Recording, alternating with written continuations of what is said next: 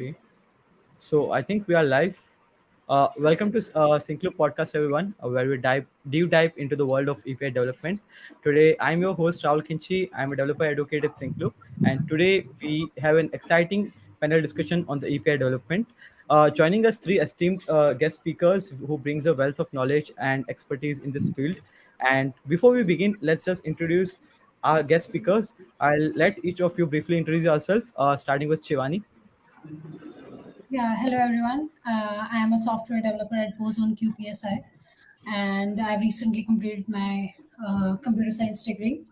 So it's been a pretty fun ride and like a tiresome ride to learn a lot of from the software and grow. So let's see where we ends until we are learning and just learning every day. Yeah, Divyansh, you can go next. Hi guys, I'm Divyansh too, a software developer at Syncloop. At Syncloop, we specialize in providing a user-friendly visual API development platform that enables users and businesses to create and integrate APIs faster. Our platform empowers you to implement custom business logic, expose data, and model workflows into reusable omnichannel APIs. I'm thrilled to be here today and share my knowledge and insights about APIs with all of you. Anjali, on you. Hi, hello everyone. I'm Anjali Sharma. I've been working in Cognizant as an API developer, and it's been around 2.5 years. I've been working as a Java developer. Yeah, so it's a Yeah, great journey, but yeah, I still have a lot of things to learn. sure. Fantastic. Thank you all for joining us today. Now let's deep dive into the discussion. I have some prepared questions, and anyone can feel free to initiate the conversation. So let's start with the basics. What is an API and why it is important in the software development? Anyone can start the conversation. Okay. I will start. Okay. A- yeah. Okay. Okay. Anjali, you can go. Okay, so basically API is, the abbreviation application programmer interface. So it's basically an interface through which, in simple words, we can how services communicate with each other. Like there are two services, but they have a security barrier, right? So how they both services communicate is through the API. So through API, different services communicate, and we have to develop it. But uh, right now, in current scenario, APIs are also being used as a product, like as a service, so that we can, discuss further on. Does anyone I want would to like add? to comment on it now. Yeah. Yeah. So, as Anjali said, application programming interface, commonly known as a API, we can say is like a bridge that allows different software applications to talk to each other and share information. It's a set of rules that tells these applications how to communicate and what kind of data they can send and receive. So APIs make it easier for different apps to work together and share functionality. I will give here an example for that. So think of an API as a waiter taking orders from customers. Think of customers as apps here and bringing those orders to the kitchen, which can be other apps or systems to get the job done. So it helps apps work together smoothly, even if they were created by different developers or if they run on different platforms. Yeah, I agree. So I would like to add one more thing. So it's in simplified version. It's basically the exchange of data between like a developer trying to get the service. Yes. So basically, in simple terms, I would say like it leverages the software infrastructure that we work on. So before without API, we can't think a greater service to be on a larger extent. To be honest, so I think in that sense, API like API in general form, anyone can understand is like the exchange of data where you are getting like you're trying to get the data and you are making your software and everything very like useful to the users. Thank you so much for the breaking down into simpler way. can you explain the difference between what an API developer and a web developer does? Like, API development is something which web developer can also do, but are there any overlapping skills or unique skills required for API development? Yeah, I think like if anyone wants to say, they can. Else I can. Okay, I can say surely there are some key differences between web developers and API developers. So, web developers primarily focus on building and maintaining websites and web applications, right? They work with front end and back end technologies to create user interfaces and server side logic. But on the other hand, API developers specialize in designing, developing, and maintaining APIs that enable exchange, data exchange, and integration between different systems, platforms, or applications, whatever it may be. So, API developers often work closely with web developers to ensure smooth integration of APIs into web applications.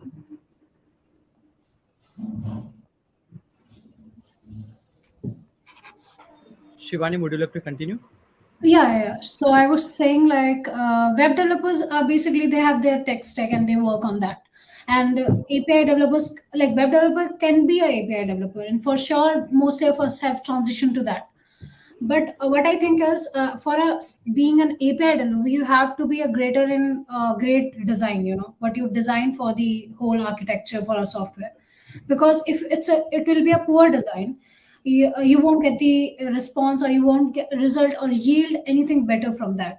So that's the key difference. I think you can add more to that, but what I think is like a web developer enjoys whatever they're doing on the web, but how this all gonna work and how the API is gonna interact is the API developer work, and that's a crucial point because in the API, like we are living in an API world, and that's going, rapidly growing every day.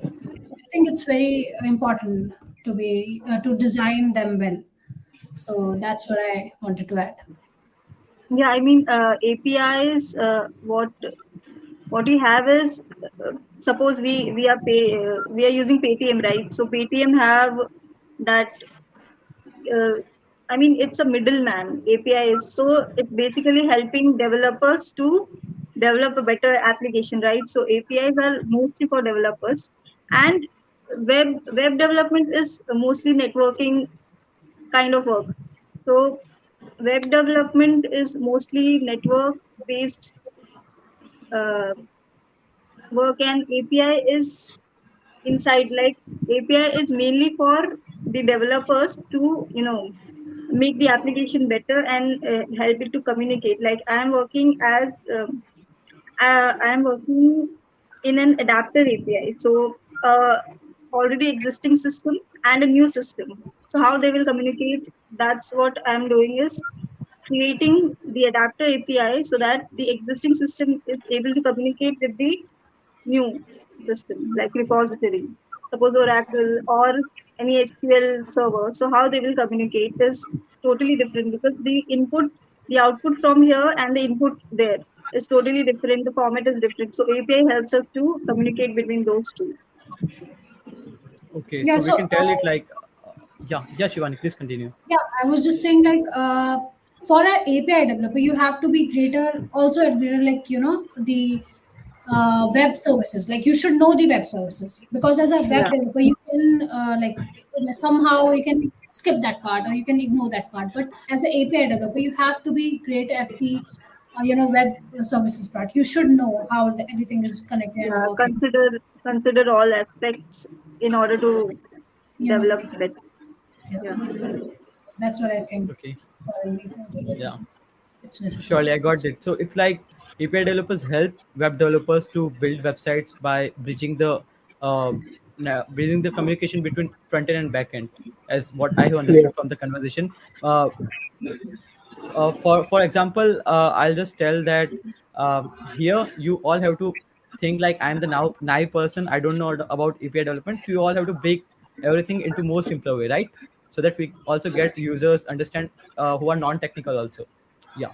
So moving forward with the next question, when it comes to API development, what are some of the common mistakes developers tend to make, and how they can be avoided?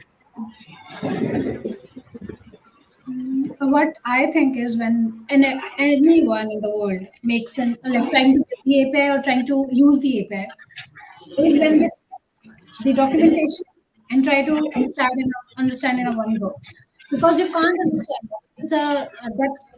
There's a depth in the API documentation, and it should be like documented. So it's the it's a take and give thing. Like you have to make a good documentation, and anyone who's implementing it should understand the good documentation to implement that.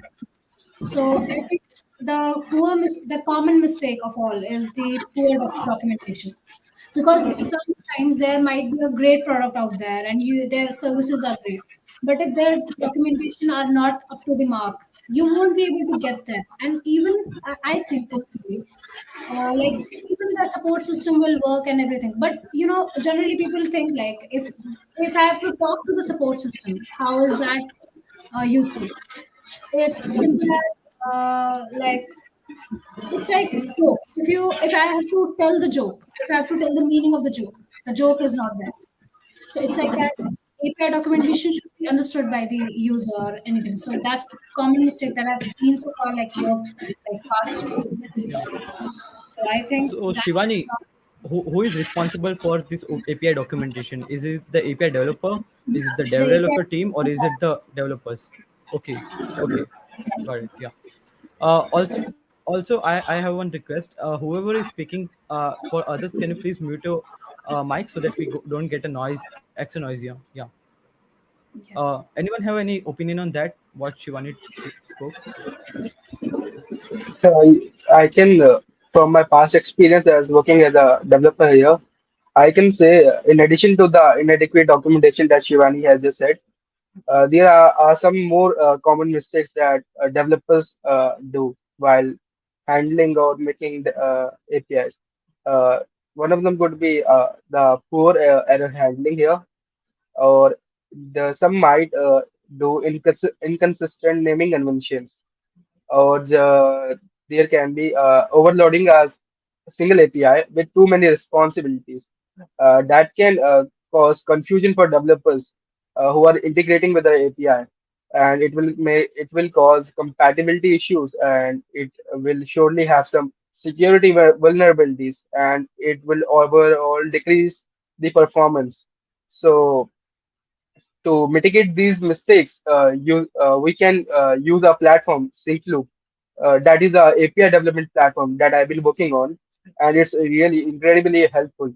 So, Syncloop provides a user-friendly interface and follows standardized practices for API development. It ensures that that documentation is in place, making it easier for developers to understand and integrate with the API. Syncloop also emphasizes security and best practices that we have been researching and implementing in our platform. So it helps to safeguard against potential vulnerabilities that are there. By adopting Syncloop, you can streamline your API development process and ensure that your APIs are well documented, they are secure and optimized for performance. So, Divyansh, when you told that one single API has overloading responsibilities, what do you mean Yeah. by that? Can you break it into simpler way? Yeah. So there for let's have an example here. So if we want to upload a video to LinkedIn or YouTube, usually the best practice is to create many APIs that will each will handle its own responsibility. Like each will create some video ID ticket, and each will upload the video to the server. And we can check Okay. the status if that API is correctly uploaded to the server or not. And if all those things are correctly done, then we will finally upload the video to the application we are wanting, and it will ensure that all those APIs will work in coordination with each other, and ensure that it will run perfectly. So it's a small Sure. example I can Yeah. think of right now. Totally understandable. Yeah. Anjali, do you have Yeah. any opinion on this?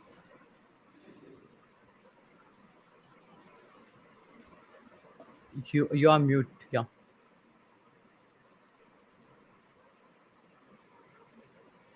Still, You yeah, still still on have mute. Yeah. Yes, Anjali. You hear me? Yeah, Yeah. common mistakes, right? Yeah, so Yeah. What do you basically, think? What are the mistakes that you made during doing the um, API development? Yeah. okay, so one of the things, very important thing that we don't, during development we miss is security. Okay, so during coding is a very small part of API development. If we go through the development process, it, coding is a very small part, but we, as a fresher, is important, but no, coding is a very small part of this whole development process. After coding, you have to check how it is working in your local environment. And then you have to go through a whole review process. Then you have to check if it's working in that particular environment or not. Go through sync. Is it working? Okay. Yeah. So Yeah. So so in that new environment, like I'm working in AKS environment, so Azure Kubernetes services, it's whole different deployment. Then you have to know. So as a fresher, you will think that everything is given to a different uh, person, but no, it's a very long process, and coding is a very small part of it. So you need to know the basics, but yeah, you will know during your project development, but you need to know about Jenkins, DevOps, New Relic and all. Also, yeah, what Shivani has said, documentation is very important, because if I am working from the middle of a project, I will need to know all about the whole, code, what has been done, and what we have to make.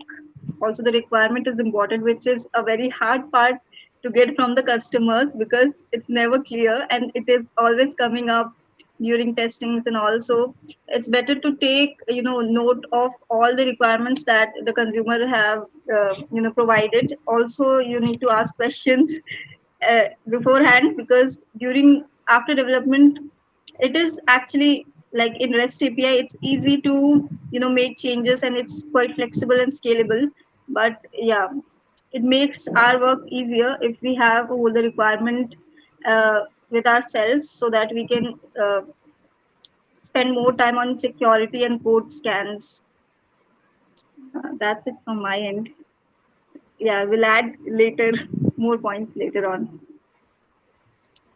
So, like, there's one more thing. Like, if, like, latest I work on two exchanges, so I realized the versioning thing.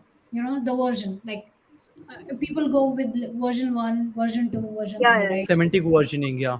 Yeah. So when I was trying to get the versioning from their official website, I was not able to get it. Like the endpoint were missing actually, and I was not able to get through the. So I have to search on the Google, like specifically this particular version I want, because I knew it from my end that yeah, this version exists because I saw it somewhere. So this I think also is a part where, like, if versioning is there, the customers or the service, like whoever is using your service, they should be notified. Because once if they are not notified, like there's a lot of chaos going on. Because we improve by the versions, right? So as Anjali mentioned and as Divyansh mentioned, as we grow, so the security measures grow and everything grows. So there should be a versioning like portal there to understand and to make you think like, yeah, this is what we are going towards. And it should be there, like the tab should be there, and the update should be, like update forms should be like constantly reviewed and things like that.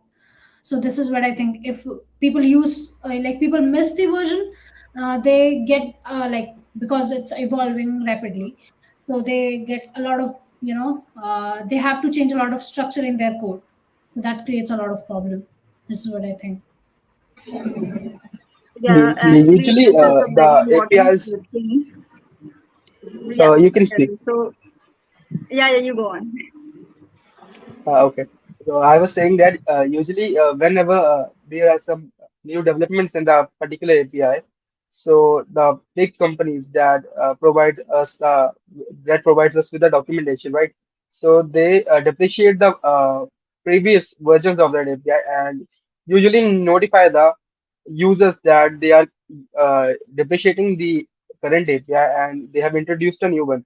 So the users are always given a time period till when there will be a support for those depreciated APIs. But if it's not done by the company end, whoever has made those services available to the users, then it's the fault on the company because they should provide customer reliability, and that's a major part in developing APIs.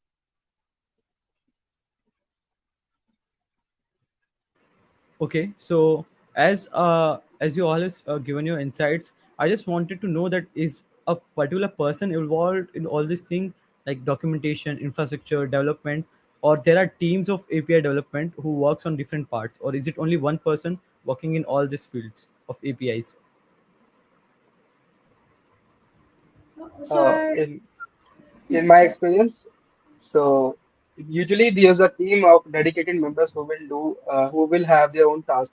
Like I Okay, mainly do API development and integration of new services into the Syncloop platform.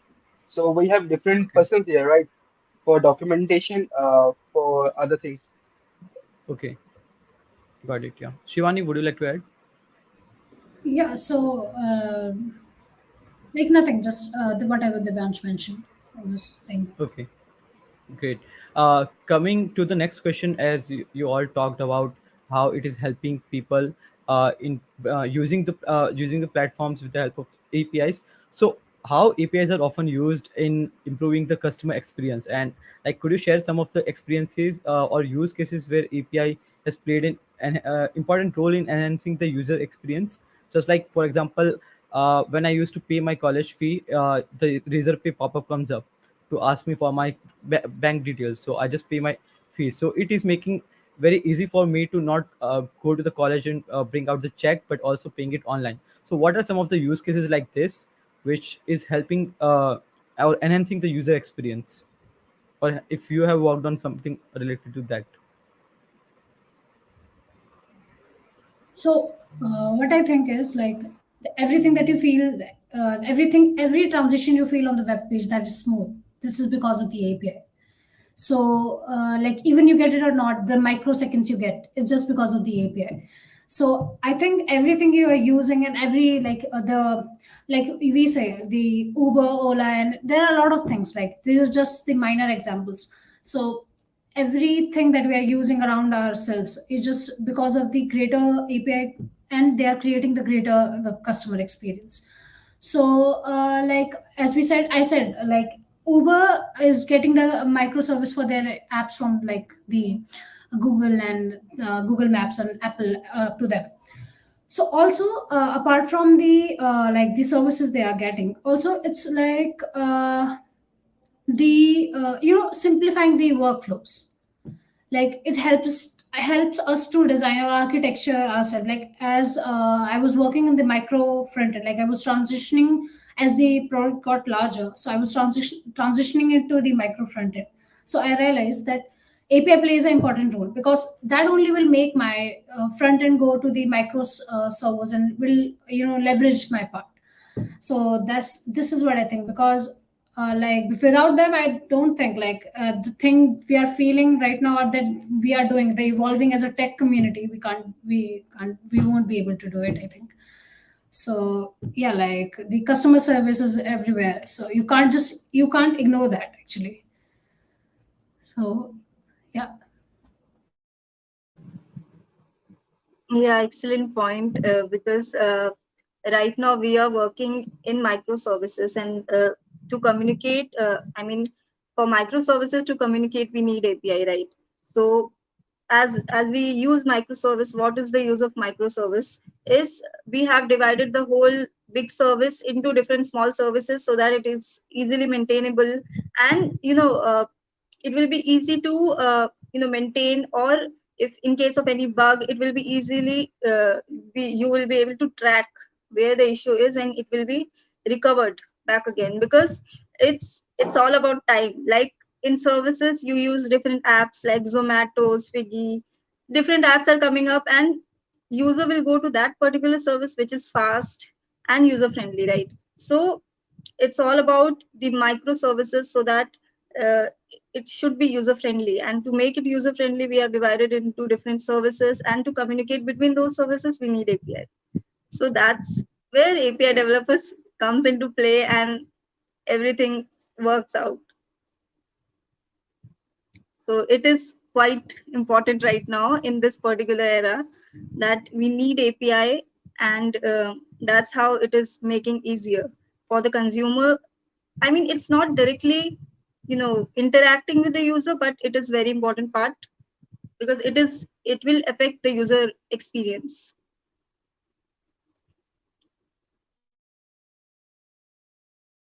Divyansh, would you like to add any opinion on that? Yeah, no, they are perfectly. They have said whatever I have said. That is perfectly fine. I totally agree Yeah. with them. Sure, because as a user, I also feel like whenever we are using Redbus, it is showing us the track of a bus. Whenever we are using this Swiggy and Zomato, we know that where is the delivery person. So it's very easy and enhancing our experience that we get to know that whatever is happening to us and where we are particularly, whatever services we are using, we know that what services are currently and where they are right now and when we will get it. So I think, yeah, as a personally user, it has helped me to understand about the product or about a particular thing which API is solving right now. So perfect, moving to another question. So as we know that API development is constantly evolving, so what are the latest trends in or advancement in API development that you particularly find interesting? Because now ChatGPT is there, all the AI tools are there, which help API developers to boost their performance or develop their APIs. So, what do you think? What are the latest trends in the API development? Yeah, okay, but for the previous question, I would like to say there are also mobile customized APIs as they are required, as they help any customer to use any device. That's a major part of the API integration. Okay, and for Okay. the Yeah. new question you have just asked, I can say there are many trends in API developments. That the measurement is the rise of RESTful APIs, which provide a lightweight and scalable approach to building APIs. The increasing adoption of GraphQL, that is a new type of API that uses a query language for APIs that offers more flexibility and efficiency in data retrieval. So, and the main focus is API security and authentication. Also, with the widespread adoption of authentication 2.0 and API key based authentication, we are seeing the rise of serverless architectures, which simplify API development and management. Okay, so Syncloop also stays up to date with these trends and provide a visual development. I mean, that totally supports RESTful APIs like GraphQL and all I have mentioned before, and it also provides secure authentication methods that empowers developers to leverage the latest advancements in the API development.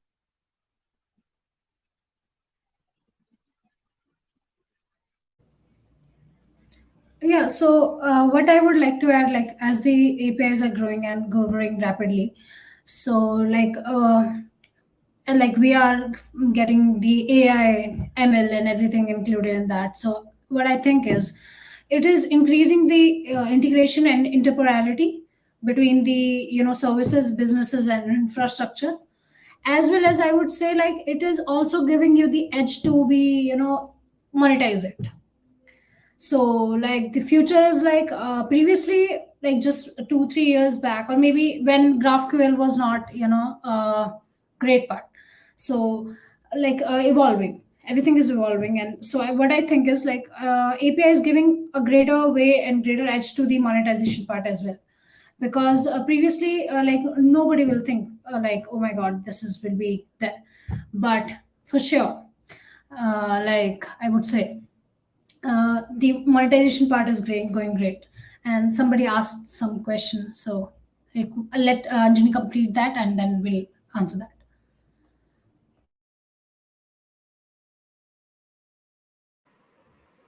Yes, Anjali.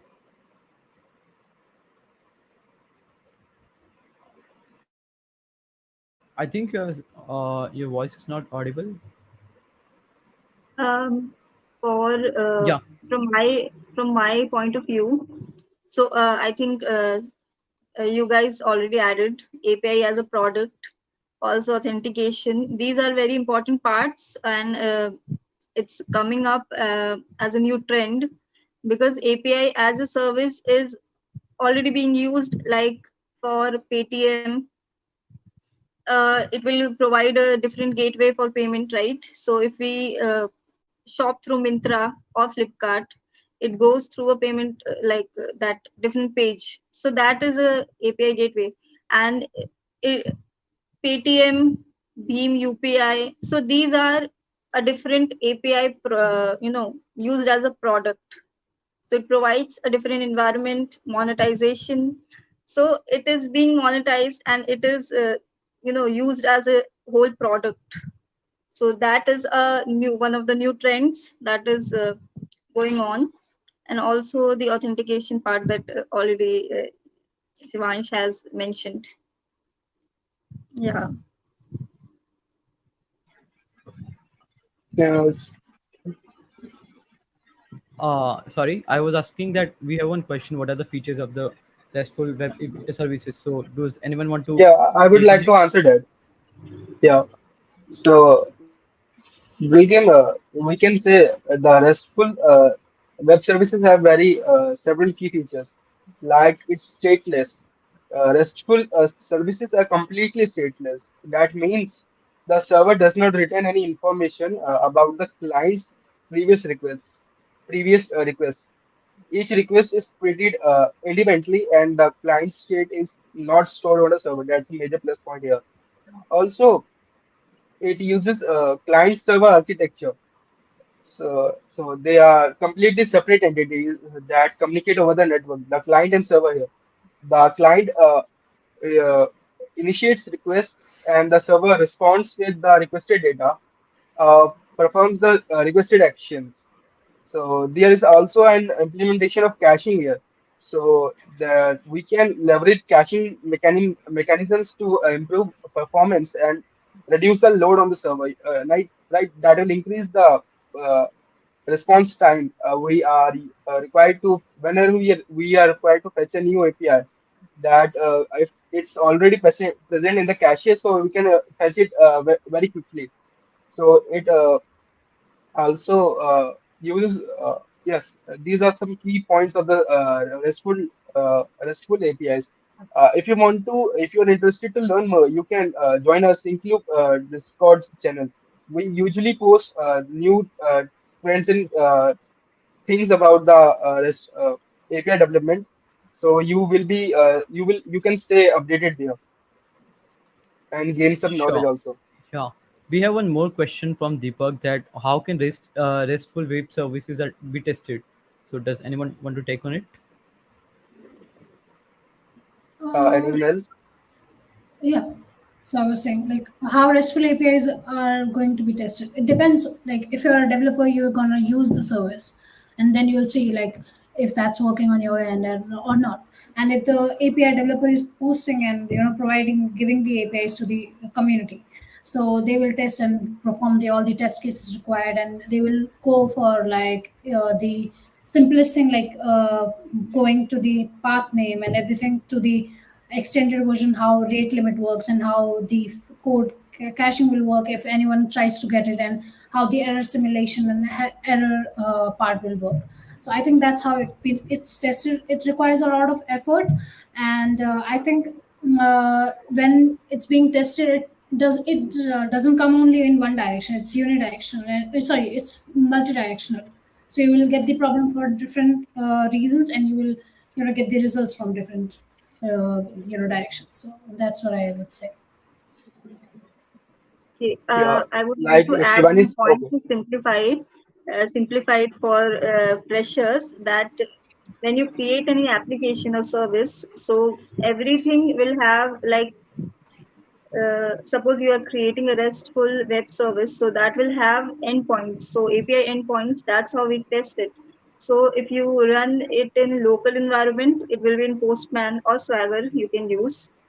For other services to use, or so one service uses other another service. So suppose I have a service already present and I am creating B, and B will be used by A.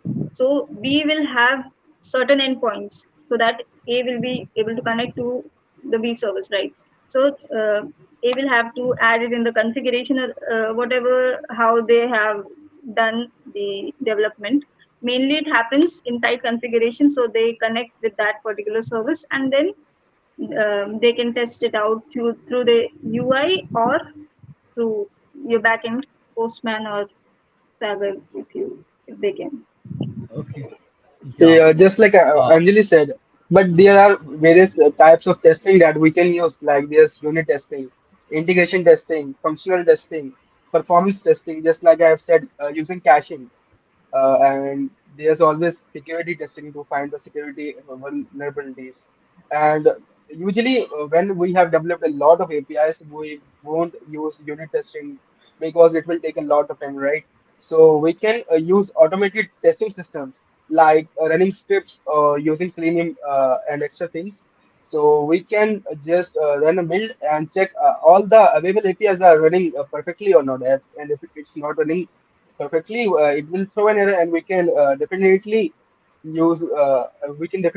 try to fix them. So it also testing is a major part of you know of the API development, because without them, if some there is some error, so we will not be able to find that. And if some client, if our client is using that service, so it will take a lot of time because he will report to us, and then we will try to find the issue and then fix it. Okay, so that's it. yeah. Moving on to that, we have one more question. So, what's the difference between REST and SOAP, and are they related or both have different use cases? Okay, so I'll answer that. So I think Okay. REST and SOAP are the different architectures tried to work on the APIs. So preferably we work on the REST nowadays. And SOAP is like the simple object access protocol, where REST is like representational state transfer. So the SOAP have the strict, architecture style, whereas REST doesn't have that. REST is like easily to work on, and it have just the standard six constraints, I guess. So it's like uniform interface, client server, stateless, cacheable, and layered architecture, and code on demand basically. So they work on the they both can work on any API management, or any API for the services. But what I think is like, as per the features of REST, the SOAP, nobody in current world using the SOAP, I guess, most of the time. So if you're like as Anjali mentioned before, if the security is your concern, and it's like if your security is main concern, so you'll go step by step, then SOAP is the great part. But if it's you want everything else, and you can do the security testing later, and you can work on that as well, so I think REST is the best thing you can go for. So, and the features are basically like they work on the same thing, but yeah, it's just about the layering and how the caching has been done. So Yeah. that's it from my side. Moving on to the next question is that you all know that API economy is raising, and it's like 81 of the web traffic, internet traffic is coming from APIs. So, what are your thoughts on the future of the API economy, and how do you envision the API shaping industries and businesses moving together? The I can the future Okay, of the Divyansh, API you can. Yeah. economy looks. Yeah, am I audible? Yes, you are audible. Okay. So I was saying the future of API economy looks very promising as AI capabilities merge with traditional approaches. APIs remain essential for connecting businesses and facilitating seamless, like we have said in our previous conversations. So AI-powered APIs leverage data analysis and automation to provide personalized experiences and it also optimize processes. But it's important to strike a balance between innovation and proven practices in API development that we know using the traditional approach. So ensuring reliability and security is the main concern here. So by embracing this convergence, businesses can leverage the power of AI while maintaining the reliability and best practices of traditional API development, also driving innovation and enhancing customer experiences. So Okay. that's it. Anjali or Shivani, would you like to add on it? Yeah, so what I like, I think the API future is like it's in different section, I guess. It's differ from the like the developer view and the business view and everything. So what I think is like in terms of in the year 2023, I think API gonna expand and like expand, and their progressive rates are higher than the 2022. And as we mentioned, like the chat gpt era, we are in chat gpt era, so I think like that will also leverage the usage of apis. And like you have to be just like the different cases and the security part, as Devansh mentioned, will be there. Else everything will be going to be, boom. So I think, yeah.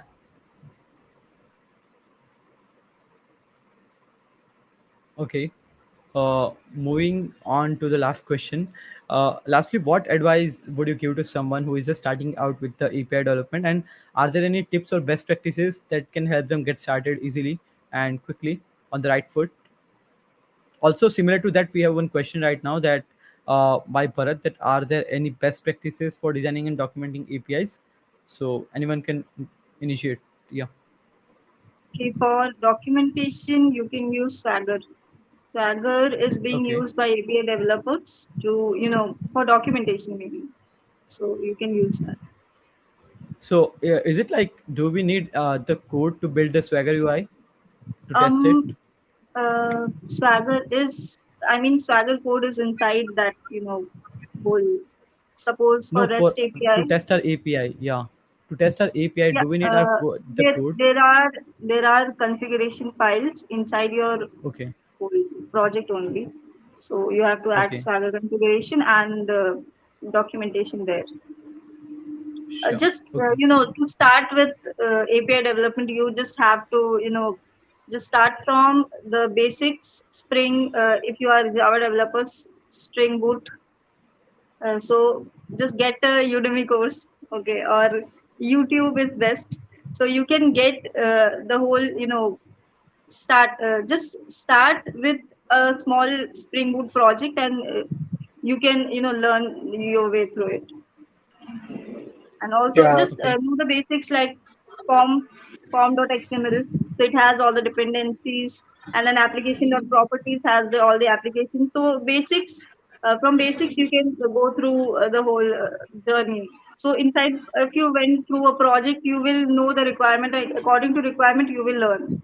So it's not like very hard, but it is a whole process. So you will learn eventually, since everything uh, like my application also needs different updates, and we have to continuously check the code, like if we are scanning the code in sync or anything. So dependencies change, as Shivani mentioned, the versions, so we have to change versions as well in form, because the dependencies will create security issues. So we have to continuously update our code and maintain it. So during this whole process you will learn. So you just have to start, and yeah, you will learn it. Okay. Thank mm, you. Yeah, what I will so suggest to any. anyone out there designing or documenting the APIs, I think you should follow the international standard, the open API documentation out there. And you have to, like, if you're starting out, just start with the four basic CRUD things, like get, post, delete, and patch and put. So you should start with that. And I guess when you work through that, and you will realize, when you will work, you will realize there are so many things that you have to work on, and that's not working. And especially on the endpoints when you're giving, so you should always go for the endpoints as in very clear way. Because if you will give anything that's not clear, so it won't be, much catchable to the user. So I think these are the pretty things that you have to remember. Just make a simpler application. You will design to the CRUD and make it to the standards, and then you will later, by evolving, you will realize how much you have learned and how much you can go for work on that. Also for the documentation part, whoever is doing the documentation must provide some API references and examples because the users will require them, right? Uh, Also, we need to give some SDKs and code samples also, so that helps the users very much while using the APIs. And there must be some developer support and community resources available for that also. Okay. Lastly, does anyone have like I would like to uh, wrap this podcast. So do anyone have any ending note before we wrap up?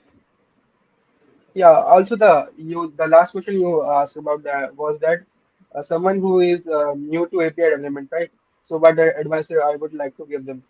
So you can basically uh, try to follow the traditional approach, like working with all those steps, and like Shivani said.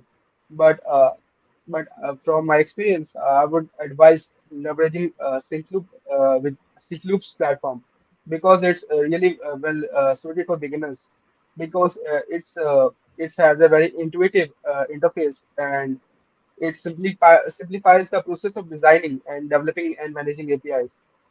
It's very user friendly, and we have also provided a course on for the kickstart on your career as an API development on the API development. So I would definitely say take advantage of the comprehensive documentation and the tutorials available on the platform, which I mean by Cloop, and to Yeah. enhance your understanding of the API design principles, best practices, and security considerations. So it will be great help. Also, it's very crucial to stay updated with all the latest trends, like I have updated in the uh, uh, previous previously we have spoken about. So we you can also you can definitely leverage the you know definitely leverage the things our platform is providing you, and you will be well equipped to embark on your API development journey with confidence. Okay. That's really great, Divyansh. Anjali or Shivani, would you like to add any ending note? Yeah, so I would say, like, anyone who's starting out in the API development, or trying to learn that, of course, try this Syncloop, and try start with the basics, and start with the basics and try to make simpler things, and then later on you'll realize and you'll progress. And also, if you are making the APIs, I think you should always go for following the standards, and just making it simplest, because that will make you, like, it will attract the user, as well as it will be helpful for anyone using your services. So that's what I will say. Okay. Anjali, would you like to Okay. add anything? Yeah, I would like to add very basic thing, but start with okay. Most of the, I mean, I was also one of them. Like I went through most of the theory part. So theory is important, but it is very overwhelming because it's never ending because there is a lot of documents on the internet that people went through, and you will get overwhelmed. And just start with the basics, like Shivani said, CRUD operation. Start with practical after just think of any project and start working on it. Make your own project, because if it's your own project, you will have the drive to do it, right?